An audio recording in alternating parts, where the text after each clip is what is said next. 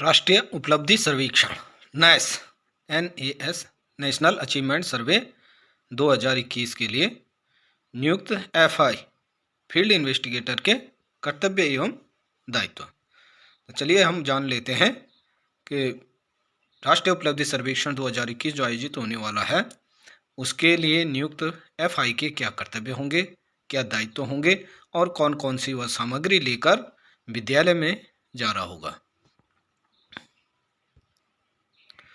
आवश्यक प्रपत्र जो FI उस दिन विद्यालय में लेके जाएगा, चयनित विद्यालय में जिनके माध्यम से वह अपने कार्य को संपादित कर रहा होगा। अचीवमेंट टेस्ट, ये एक टेस्ट बुकलेट होगी। अधिकतम 30 छात्रों पर जो सर्वेक्षण किया जा रहा है उसी के आधार पर होंगी।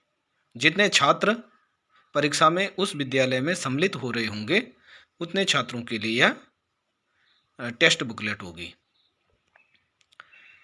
दूसरा PQ प्यूपिल क्वेश्चनर अर्थात छात्र प्रश्नावली। यह कितने होंगे? जितने छात्र सर्वेक्षण के दिन विद्यालय में होंगे या उस विद्यालय में नामित छात्रों के संख्या के अनुसार होंगे। अर्थात किसी विद्यालय में यदि 30 छात्र हैं तो 30 PQ होंगी और उतनी ही OMR सीट होगी। इस जो PQ है इसको FI द्वारा परीक्षा की समाप्ति पर कक्षा 3 और 5 के छात्रों से प्रश्न पूछकर उनके रिस्पॉन्स को OMR सीट में दर्ज किया जाएगा और क्लास 8th और 10th के बच्चे स्वयं OMR सीट पर रिस्पॉन्स दे रहे होंगे। PQ का जो पहला प्रश्न होगा उसको भरने हेतु सूचनाएं स्कूल के रजिस्टर से कलेक्ट की जा सकती हैं। फिर है TQ टीचर क्वेश्चनर या शिक्षक प्रश्नावली। ये कितनी होगी? जितने शिक्षक वहाँ उन विषयों को पढ़ा रहे होंगे। जैसे कक्षा 3 और 5 में 3 सब्जेक्ट हैं, लैंग्वेज, EVS और मैथ्स। तो वहाँ जो है अधिकतम 3 TQ होंगे। और जहाँ 8th और 10th में है तो 8th में क्योंकि 4 सब्जेक्ट हैं, लैंग्वेज, गणित, सामाजिक विज्ञान और विज्ञान, इन 4 विषयों के लिए अधिकतम 4 TQ दी जाएंगी। और क्लास 10th के लिए अधिकतम 5 TQ दी जाएंगे। इनके साथ 5 OMR सीट भी होंगी। शिक्षक इनको स्वयं भरेगा और OMR सीट पर इनके रिस्पॉन्स भी देगा। इस पर शिक्षक से संबंधित प्रश्न पूछे गए हैं। फिर है SQ स्कूल क्वेश्चनर। SQ क्या है? एक विद्यालय के लिए एक होगा, उसके साथ एक OMR सीट होगी, वो स्कूल हेड के द्वारा भरी जाएगी। तो परीक्षा के जो प्रारंभ होने से पूर्व ही स्कूल के प्रधानाचार्य को आप ये SQ दे देंगे और परीक्षा समाप्त होने पर उससे SQ वापस ले लेंगे और आपको एक मिलेगी कंट्रोल सीट। कंट्रोल सीट के द्वारा ही आप छात्रों को बिठा रहे होंगे कि वो उसके जो आपने NAS ID दी है उस NAS ID के अनुसार उन्हें आपने बिठाना है। फिर है फील्ड नोट। ये एक फील्ड नोट मिलेगा। इस पर आपको उस दिन घटित सारी घटनाएं लिखनी है।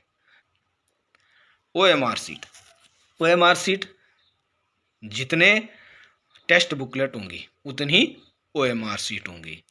जितने छात्र परीक्षा दे रहे होंगे उतने छात्रों के लिए उतनी ही OMR सीट होगी। इसके अतिरिक्त PQ की जितने छात्र होंगे उतनी ही उनकी OMR सीट होगी। TQ की जितने शिक्षक होंगे उतनी ही उनकी OMR सीट होगी। SQ एक है तो एक OMR सीट होगी। ये सामग्री के द्वारा आप उस दिन ऑब्जर्वर के सहयोग से कार्य कर रहे होंगे। पहला कार्य है NAS वेबसाइट से लॉगिन कर अपना नियुक्ति पत्र डाउनलोड कर लेंगे, जिसमें आवंटित स्कूल का UDIS कोड और चयनित कक्षा का विवरण होगा। आपकी फोटो एवं हस्ताक्षर होंगे। DLC ऑब्जर्वर तथा स्कूल का विवरण भी आपके लेटर ऑफ अपॉइंटमेंट में होगा। जो लेटर ऑफ अपॉइंटमेंट जब आप प्राप्त कर लेंगे तो उसके साथ अपनी आईडी, चाहे आधार कार्ड हो, ड्राइविंग लाइसेंस हो या वोटर आईडी हो, जो भी आपकी आईडी हो, उसके साथ आप अपने चयनित विद्यालय में सुबह 7:30 बजे पहुंच जाएंगे। आपको स्कूल हेड को अपना नियुक्ति पत्र दिखाना है, साथ में वहाँ आने का कारण बताना है, और जो हेड है उसको हैंड आउट और संबंधित कक्षा का विवरण देना है, जिस कक्षा के लिए आप सर्वे के करने के लिए नियुक्त हुए हैं। जिस ग्रेड की परीक्षा होनी उस ग्रेड की सभी सेक्शन की आप उपस्थिति पंजिका ले लेंगे। माना कि किसी विद्यालय में 3 उपस्थिति पंजिकाएं हैं, 3 सेक्शन है, तो तीनों आप ले लेंगे। एक है तो एक ही लेंगे। फिर आप ये भी सुनिश्चित कर लें कि जिस कमरे में सर्वे होना है वो ग्राउंड फ्लोर पर हो, थोड़ा बड़ा हो, जिससे कि छात्रों को सोशल डिस्टेंसिंग के आधार पर बैठाया जा सके। वहाँ पर्याप्त फर्नीचर हो, जितने बच्चों के लिए सर्वे कंडक्ट होना है उतने बच्चों के बैठने के लिए वहाँ फर्नीचर पूरा होना चाहिए। ग्राउंड फ्लोर पे ये इसलिए भी रखा गया है कि अगर कोई दिव्यांग बच्चा है तो उसके वहाँ पर पहुँचने में उसे दिक्कत नहीं होगी। साथ ही अगर दिव्यांग बच्चे को सहायक की आवश्यकता है तो सहायक भी इसमें प्रदान किया जा सकता है। आप अपने पास एक पेन और सादा कागज लेके रखेंगे, जिससे आपको सैंपलिंग करने में आसानी होगी। ऑब्जर्वर जब विद्यालय पहुंच जाएगा तो उसके पहुंचने पर ही आप सैंपलिंग प्रक्रिया शुरू करेंगे। सैंपलिंग हेतु यदि विद्यालय में सिंगल सेक्शन है तो आपको क्या करना है कि यदि छात्र संख्या 30 अथवा 30 से कम है तो इन्हीं छात्रों के साथ आप सर्वे को प्रारंभ कर देंगे। देखो, विद्यालय में क्योंकि छात्र 30 से भी ज़्यादा हो सकते हैं, उनका भी सर्वे होना है, लेकिन क्या है कि एक विद्यालय में अधिकतम 30 छात्रों का ही सर्वे होना है, चाहे वहाँ 100 स्टूडेंट हों, लेकिन आपको सर्वे केवल 30 छात्रों का ही करना है। अब यदि एक से ज़्यादा सेक्शन है तो उसके लिए क्या करना है, यदि छात्र संख्या 30 से अधिक है तो फिर आपको एक सैंपलिंग प्रोसेस के आधार पर आगे बढ़ना है। माना कि उस विद्यालय में 45 छात्र हैं तो आप क्या करेंगे, 45 को 30 से डिवाइड कर देंगे, जो कि 1.5 आ रहा है, तो 1.5 तक आप एक मानेंगे। जब 1.50 होगा तो एक ही होगा, 1.51 हो जाएगा तो वो 2 अंतराल माना जाएगा। यदि छात्र संख्या 50 है तो फिर आप देख लीजिए 50/30 और 1.67 मीन्स अंतराल 2 होगा। अब आप क्या करेंगे, चिट पर सभी छात्रों के रोल नंबर लिखकर एक चिट ड्रॉ द्वारा किसी बच्चे से उठवा लेंगे, और जो रोल नंबर आपको प्राप्त होगा उसको आप नैस आईडी 1 दे देंगे। फिर जो आपका अंतराल आया है, माना कि 45 तक छात्र थे तो अंतराल 1 आया, और नैस आईडी आपकी माना कि 8 आई, तो आप उसको 8 रोल नंबर वाले को नैस आईडी 1 दे देंगे, फिर 9 वाले को 2, फिर 10 वाले को 3, इस तरह से जहाँ पर 30 छात्र हो जाएंगे वहाँ पर आप 30 छात्रों को नैस आईडी उस रोल नंबर तक दे देंगे। बाकी रोल नंबर आपके उस दिन परीक्षा में नहीं बैठ रहे होंगे। यदि 2 का अंतराल आता है तो इसी अनुसार आप आगे बढ़ रहे होंगे। यदि सेक्शन 1 से अधिक हो तो फिर क्या करेंगे, एक चिट ड्रॉ मेथड अपनाएंगे। उसमें क्या करेंगे आप कि सभी सेक्शन की, जैसे 2 सेक्शन है तो ए और बी 2 सेक्शन की 2 चिट रख ली, या ए बी सी 3 सेक्शन है तो 3 चिट बना ली और उनको रख दिया। फिर किसी बच्चे से कहा कि एक चिट उठाइए, और वो चिट उठाएगा तो जो भी सेक्शन चुना जाएगा उस सेक्शन पर आप सर्वे कंडक्ट करेंगे। लेकिन ड्रॉ में यदि ऐसा सेक्शन सेलेक्ट हो जाता है जिसमें छात्र संख्या 30 से कम हो तो फिर से आप ड्रॉ करवाएंगे। यदि फिर भी 30 से कम छात्र संख्या वाला सेक्शन सेलेक्ट होता है तो पहला ड्रॉ ही माना हो जाएगा। अब आप क्या करेंगे, उसी सेक्शन से के लिए उपरोक्त सेक्शन में शेष छात्र हेतु पहले चयनित सेक्शन को छोड़ते हुए चिट एवं ड्रॉ से दूसरा सेक्शन भी चयनित किया जाएगा, जिससे छात्र संख्या 30 की जा सके। माना कि पहला सेक्शन आपका बी आया और बी में 25 ही छात्र थे, फिर आपने चिट एंड ड्रॉ अपनाया और फिर आ गया सी, लेकिन सी में 23 छात्र हैं, तो आप बी को मान लेंगे और उस बी के जो 25 छात्र हैं उनको ले लेंगे। फिर जो 5 बचे हुए हैं उसके लिए फिर आप चिट ड्रॉ करेंगे, बी को हटा देंगे, फिर ए और सी रह गया है। फिर ए और सी पर में से जो भी आपका सेलेक्ट होता है उससे 5 छात्रों को आप रैंडमली सेलेक्ट करेंगे प्रोसेस के अनुसार।